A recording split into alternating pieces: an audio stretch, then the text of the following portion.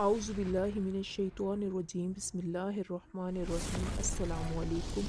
آیت وائس میں آپ سب کو خوش آمدید۔ امید کرتی ہوں کہ آپ سب خیریت سے ہوں گے۔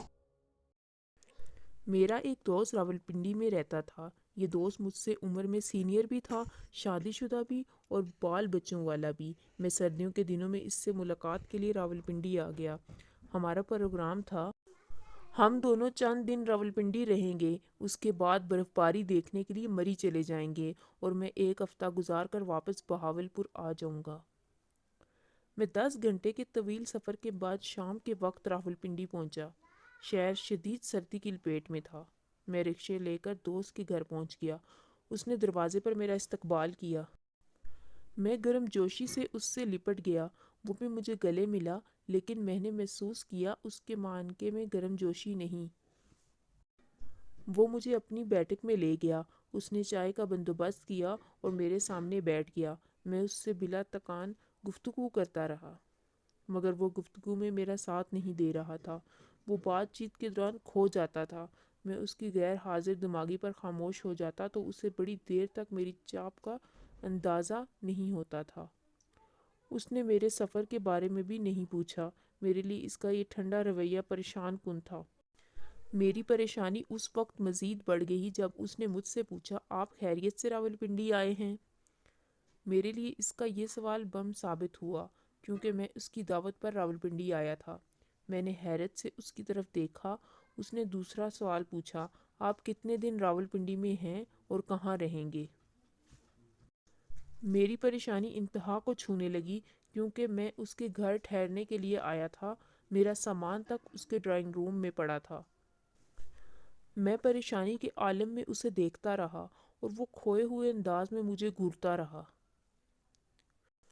مجھ سے کوئی بات نہ بن پائی تو میں نے جواب دیا، میں ویسے ہی ایک دن کے لیے راولپنڈی آیا ہوں، کل واپس چلا جاؤں گا اور ہوٹل میں رہوں گا۔ اس نے اس بات میں سر ہلایا اور نہایت روکھے انداز میں کہا، آپ اگر مزید ایک دن رک جائیں تو ہم کھانا اکٹھا کھائیں گے۔ میں نے غصے سے اس کی طرف دیکھا، چائے کا کپ میز پر رکھا، اپنا بیگ اٹھایا اور بیٹھک سے باہر نکل گیا۔ وہ اپنی کرسی پر بیٹھ کر مجھے جاتے ہوئے دیکھتا رہا۔ اس نے مجھے خدا حافظ تک کہنا مناسب نہ سمجھا۔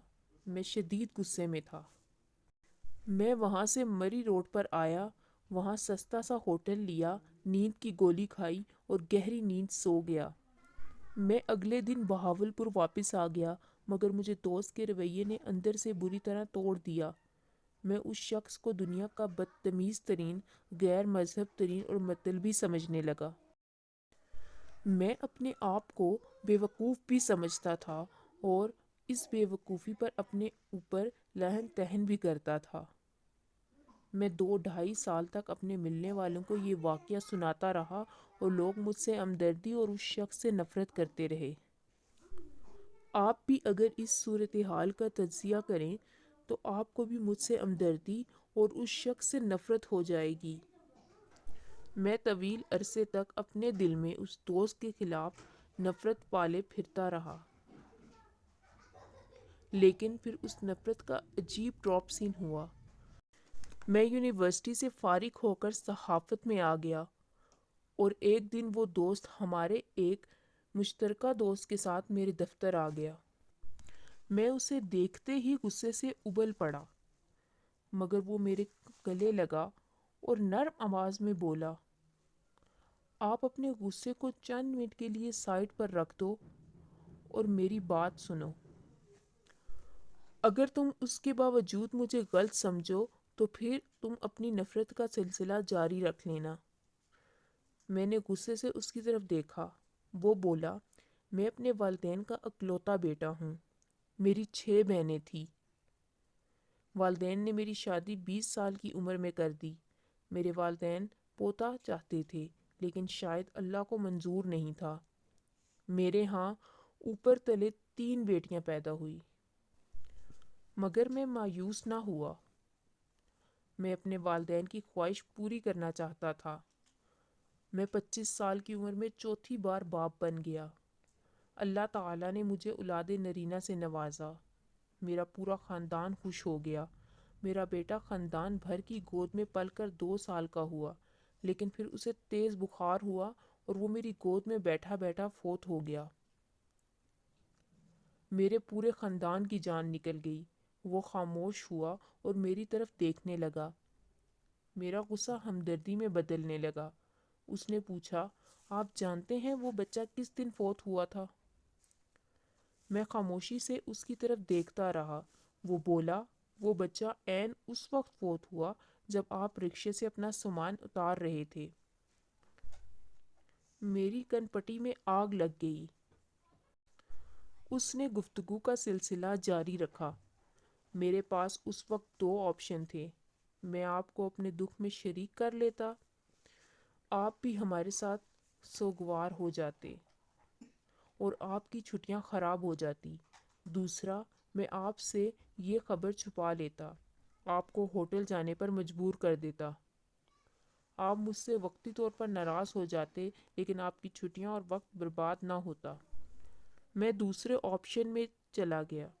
میں نے اپنے خاندان سے کہا، میرا مہمان آیا ہے، آپ کے رونے کی آواز بیٹھک تک نہیں جانی چاہیے۔ میں اسے واپس بھجواتا ہوں اور ہم اس کے بعد اپنے عزیزوں اور رشتہ داروں کو اطلاع دیں گے۔ وہ رکا، اس نے لمبی سانس لی اور بولا، میں نے آپ کے لیے ان حالات میں چائے کیسے تیار کروائی، آپ اندازہ نہیں کر سکتے۔ میری بیوی، میری ماں اور میری بہنیں اندر منہ پر سرہانے رکھ کر رو رہی تھی اور میں آپ کے پاس بیٹھا تھا۔ میں بار بار اندر جا کر انہیں چپ کرانے کی کوشش بھی کرتا رہا۔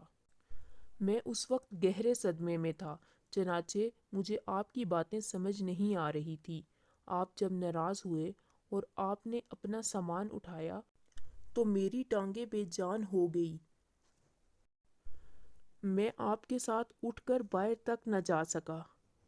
میں کرسی پر بیٹھا رہا۔ آپ جوں ہی گلی سے باہر نکلے، میرے اندر سے چیخ نکلی اور اس کے بعد میرے پورے خاندان نے ماتم شروع کر دیا۔ یہ گہرا صدمہ تھا۔ اس صدمے نے پہلے میری ماں کی جان لی اور اس کے چند ماہ بعد میرے والد بھی فوت ہو گئے۔ پھر میری بیوی بیمار ہو گئی اور میں پے در پہ صدموں کا شکار ہوتا چلا گیا۔ میں اب ذرا سا سنبھلا ہوں تو میں اپنی پوزیشن کلیئر کرنے کے لیے آپ کے پاس آ گیا۔ وہ خاموش ہوا تو میری آنکھیں برسنے لگی۔ میں اس کے صبر، اس کی ہمت پر حیران تھا۔ وہ اپنے اکلوتے بیٹے کی لاش اندر چھوڑ کر میری خدمت کرتا رہا اور میں 2.5 سال تک اسے مطلبی، جاہل، ظالم اور بدتمیز سمجھتا رہا۔ میں اس سے نفرت کرتا رہا۔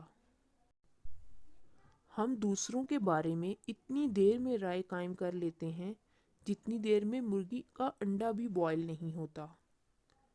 ویڈیو اچھی لگے تو ویڈیو کو لائک، شیئر اور چینل کو سبسکرائب لازمی کریں اور ساتھ لگے بیل آئیکن کو بھی کلک کریں تاکہ آنے والی ویڈیو آپ تک پہنچ سکے۔ شکریہ۔